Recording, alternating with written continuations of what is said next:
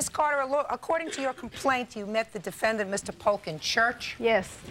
You began dating him, seeing him, feeding him,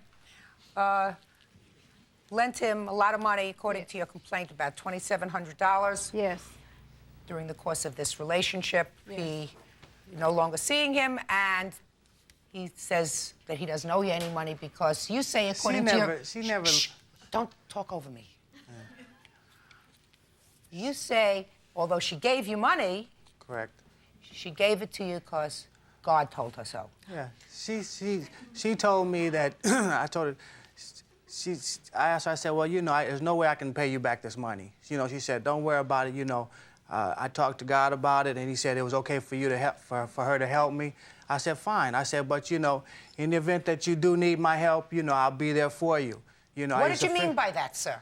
By, you know, I used to fix her car for her, do the brakes, do everything for her car, make sure it would run. I never charged her anything, okay? Yeah. What else did you do for her? And a few times she was having some financial problems, and I had some money. She called me on the phone, hey, I need some help.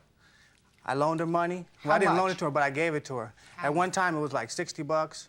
All right, she so called we got $60. What else? He's lying. I never gave you a dime? Now listen to me. No, we're not talking about a dime. We're talking about $60. How much more did you give her? No, and another time, well, another time was like $50 I let her have, you know. And that's just because she called me and asked me, you know, if I could help her. And I told her. So we're up to 110. Yeah. Yeah. That's it. That's it. All right. So now let's start from the beginning.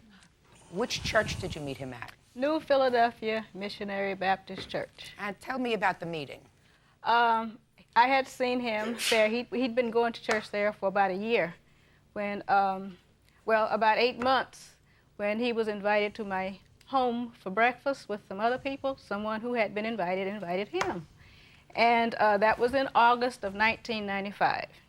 In October of 1995, he left his son unattended on one of the pews that was 2 in front of me, and the child was going to climb over the pew, so I thought I would get up and get the child so he wouldn't hurt himself.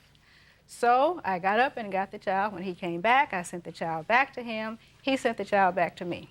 So from October through January of 1995, beginning 1996, I babysat his child in church when he would bring him to church. So by January... What was he doing while you were babysitting the child? Sitting there half asleep in church. So, that's not true. That's not true. Go ahead. So anyway, January, I had kept the child this particular Sunday, and we were going out to another church that Tuesday or Wednesday night. And he asked me if I was going to go, and I said, I won't have a vehicle. My daughter's going to use my car. And I said, if you would like, could you pick me up? He said, sure, you babysit my child for me all the time. That's the least I could do for you is to pick you up and give you a ride to church. So he came by that night, and we rode to church together. Are we going to get to the money soon? Yes. Right now, get to the money. Okay, because this is not a mini-series. Okay. Okay, very good. So about the next Sunday, he had to go to this meeting in Running Springs, I think it was. Okay, so he was on the phone that Sunday. He had come by my house for breakfast that morning, and he was on the phone trying to get some money to go to this AA meeting he had to go to. This was his 2-year sobriety. And so I was in my bedroom, heard the discussion, and me being the good person that I am, a fool, I offered to loan him $40 to get to his meeting. That's the first. What did you say to him? I said, I wasn't eavesdropping on your telephone call, but I heard you pleading with more than one person for some money. So if you need some money, I'll loan you $40 to get there. Does that sound familiar to you? She never said, I'll loan you. She said, if you need it, I'll help you. You know. I said, well, you know I'm not working, so, you know, I can't pay you back. Oh, no, Your Honor, okay. he was working. The day he picked me up from church, he had just rushed home from work, took him 20 minutes to get ready, and rushed over to my house.